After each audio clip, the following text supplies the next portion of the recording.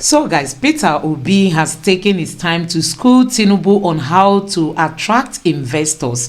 We've seen this government going out telling us that they are going to look for investors, but you know, Peter Obi does not believe in that method. Peter Obi wants you to fix the country. The country will look attractive to investors. You don't go looking for investors, rather the investors come looking for you, and that can only happen when you have taken care of your own country. So let me allow you guys listen to what Peter Obi said. I just believe that these politicians will pay attention to the important facts Peter Obi has been, revealing since he started campaigning, and even up to today, Peter Obi has been in that business of giving out beautiful tips on how to move this country forward. Let me allow you to take a look at what Peter Obi said during an interactive session with the Obedient family. Businesses thrive in a conducive, business-friendly environment. Businesses thrive in a conducive environment. Businesses thrive where there is disposable income, so people can buy their goods. My sister, 15 years ago, P&G, in their global body, took Nigeria as a country of strategic importance and built a world-class distribution facility in Abara. And for them to abandon it today takes a lot, because things have collapsed. When I answered about who was the person that was comparing 2009 till date, it was very simple. In 2009, 2008, when they took this, they saw a country that was growing at 6-7%. They saw a country where things were getting stronger and better.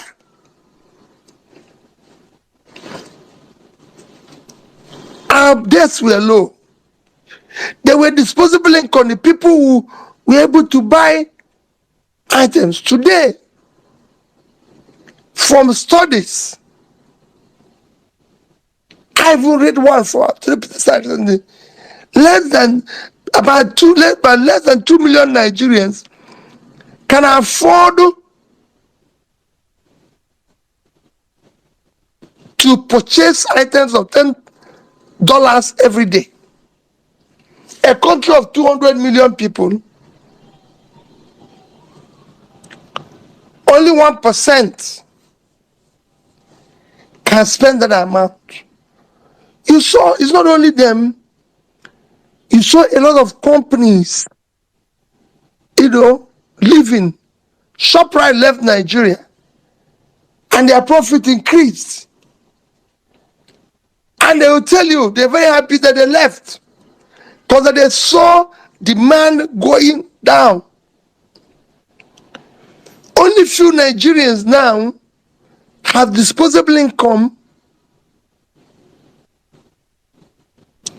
to be able to buy anything, because there's no living wage, there's no productivity that is creating more labor, so more people can have. So all this is what we need to look at.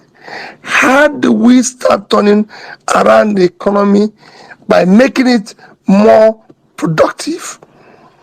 You have to invest in security aggressively to be able to drive away hoodlums and bring back your farmers, who will help to tackle food inflation, create more jobs. You need to support manufacturing activities by having policies that favor them and everything. You need to support export aggressively to be able to to get more foreign exchange, stabilize your currency, have enough currency to be able to get manufacturers to get inputs, support the local manufacturers of inputs. So there's a lot that needs to, when I said you prioritize what you're going to do, with this, that's how the companies, it is not going around trying to attract foreign investor. Nobody goes around to attract foreign investor. Foreign investor is like honey and bee. If you put honey, the bee will come. You don't need to look for the bee. The bee is looking for where there's honey. That's how foreign investor work. If you start doing the right things, in those days they were coming, nobody was looking for them. They were coming. And they did not get them from seminars. Seminars is good. But most importantly, is to be able to show foreign investors stay where there's rule of law. Is your biggest intangible asset. They don't stay where there's no rule of law. They don't stay where things are done rascally. They follow rule of law. It's an intangible asset that is driving those Western world you think people are going to. Those places people are going to. Where there's respect, where there's law and order, where there's security. If you look at what is happening in our country today, from elections to the law courts to everything is rascally.